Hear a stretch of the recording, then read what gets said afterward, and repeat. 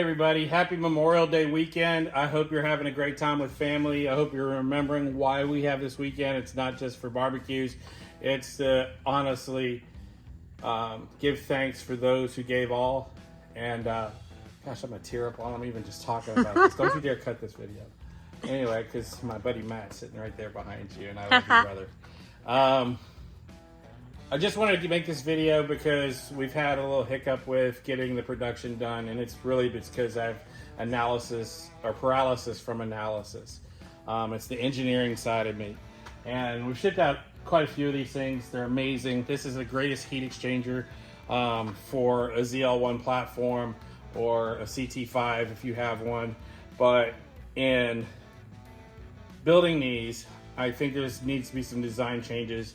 And I just wanted to give everybody a heads up that once again, I'm making some changes. And the updates. Ones that are, updates. And it is the most badass heat exchanger there is. I have to say that. But the issue is I have these amazing billet fittings, and up until now we've been welding these on and putting them down here on the bottom. And initially I centered them, which this AC line on some cars, including this model, the ZL1, becomes an issue. The typical heat exchanger for the supercharger only goes about this high. If I grab the stock one, all right, obviously the stock OEM heat exchanger, this is my original one. This only holds 14 ounces of water. My new one holds 1.6 gallons. The difference is this is where the OEM hose would come out. So to make this work, we've put this AN 12 MPT fitting here, welded this on, and then run a 90 up to the original hose going into the auxiliary cooler on the side. So in the new heat exchangers, for all the ones that are going out and for the ones that we're replacing, for those who are having the problem here, I'm moving this bit forward so that it'll make the turn a lot easier and not interfere with this AC line. Over here on the inlet side, now typically if you're running the standard cooling system, this would be your outlet.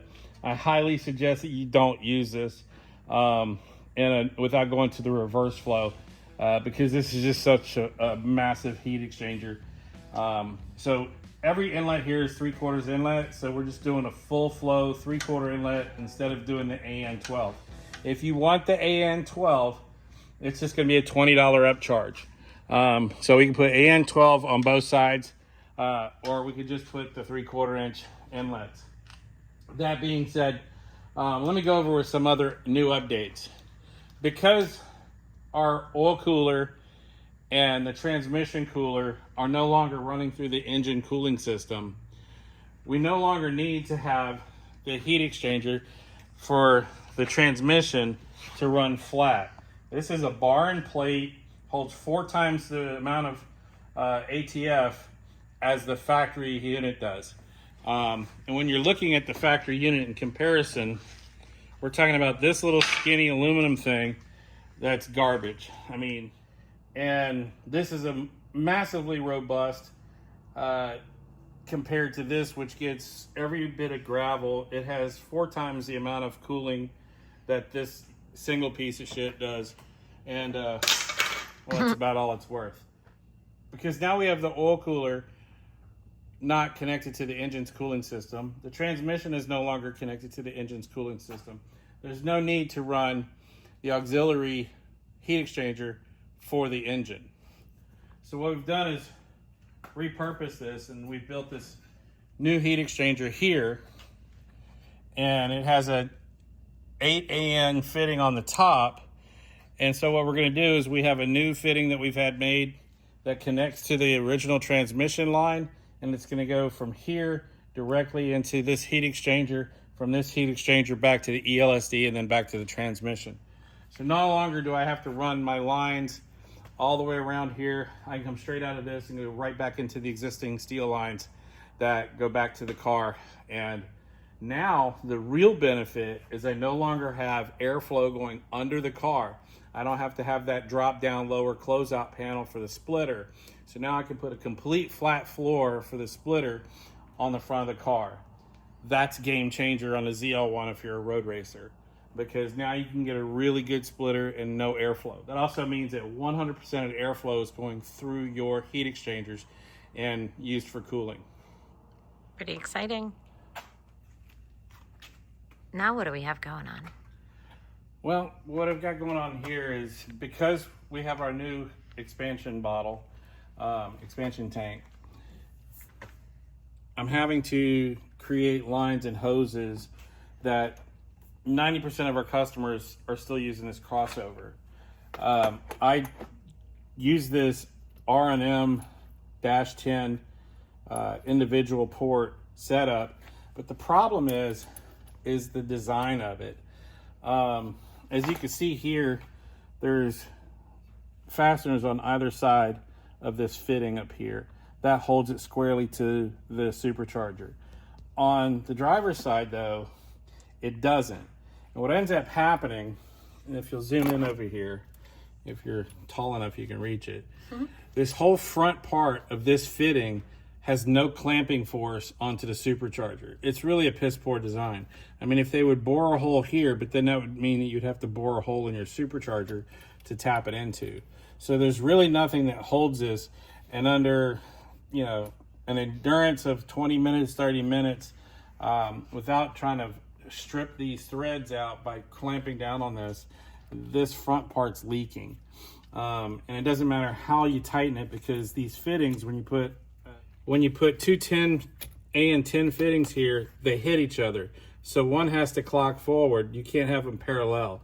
So what I'm doing, one, to help my customers so that we can have the lines made, I'm going back to the crossover design, and I'll eventually get the one from Kong, which is ported out and larger, that goes with the supercharger. And that way we'll have that. The next step is, well, RotoFab, you've been fun, you've been nice, but you don't make any power. All this is famous for is the noise that you get, the blower whine. It really just is, it's in my sense, it does nothing for you, because you get a tremendous amount of heat, not only from the engine getting to the air filter, but from the brakes and the front end. Your fender wells are full of heat, because you get the heat that comes from the brakes, the heat that comes from the heat exchanger, and what's worse, if you road race, you can see right through there to the brake, to my hand, to the tire. And what does that do? Look at this filter. It's full of garbage. And that's because the whole bottom of the RotoFab is banking on the fact that your fender liner isn't going to get torn up. Somewhere under there. Yeah, if you don't know what you're looking for, babe, come on. But what ends up happening is, if you're road racing, you're eventually going to tear up your fender liners. It's going to happen. But when that does happen, your big sticky tires are going to throw stuff, and they're going to throw debris. So like I said, if you're road racing your car, eventually you're going to tear the fender liners up, and you're going to start throwing gravel, rocks, and everything off the tires, rubber debris, you name it. In my case, my tire was so sticky and hot at CMP, it picked up a stone, threw it right in the back of the headlight, pierced and broke the casing of the headlight, and now my entire headlight has stones and gravel in it. So now we've got to seal up the headlight again. So RotoFab, you're done. You're fired. Now what do we have? So this is the S&B Filters JLT Performance cold air box. Now this is completely sealed on the back and on the bottom. It's also sealed to the hood. Even if we remove our piece here, it's gonna seal up right to the edge of the hood. Now, here's the really cool part. This has a rubber gasket that locks in right here, and also locks into the opening that's in the front that captures all this air that comes off the side of the grill. So we'll have ram air that's truly cold air, unlike the RotoFab. Now, when you buy this kit, you don't have to buy like a baby RotoFab and then go to a big gulp later. Each kit comes with both pipes, and it has a larger air filter. So if you don't want to have to tune your car, if you want to keep your car emissions legal, if you want to keep your car in warranty, you can go with the base system. Their base system is the same size, but one piece, not a segment, not another elbow, not a big crush in the bottom of it. It's smooth all the way around. That's their base model that doesn't require a tune. If you want to go to their larger one, this is larger than the Big Gulp. And then once again, it's very smooth, continuous, no dents in it.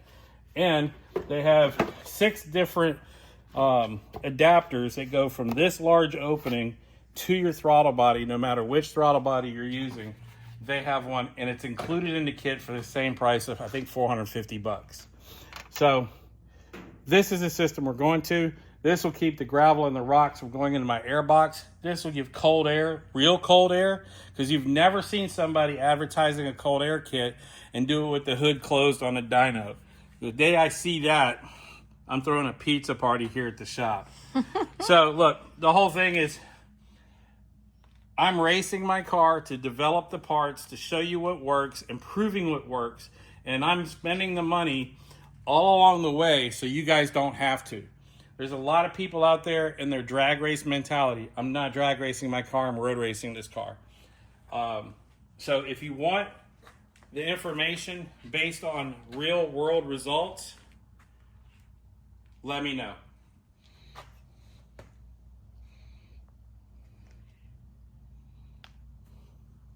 What are you doing now? Well, that seems like a lot. We're making a lot of changes. Again, a lot of upgrades. I know. But you see, this is what happens when you actually race your car and you actually put your car on a dyno and you see what works and you see what doesn't work.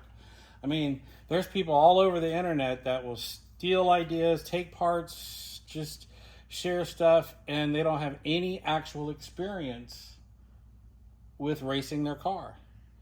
And, you know, what we're doing here is we're taking the money out of our own pockets, going out there and testing what works, proving what works, and sharing that with you guys. And the knowledge that I'm experiencing and gaining out of all of this, I'm sharing with everybody freely. So we're manufacturing some parts. I'm having to make some changes to the parts, but you guys that are on our order list right now are going to benefit from that. I've got 6 of these heat exchangers going to the welding shop on Tuesday. The new design will be all welded up. But I've got to tell you, we're moving the yacht next week, so it'll probably be a week before they get out. But look, you're getting the best parts. You're getting things that are proven from people that really live and breathe performance.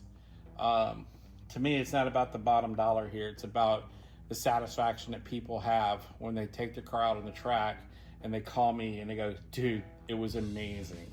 And that's where we get the payback for the sacrifice that we make. And I mean, Jenny, you said the same thing. I mean, absolutely. And I think there's something to be said for what kind of build you're doing. Are you just having fun out on the streets? Are you taking it to car shows?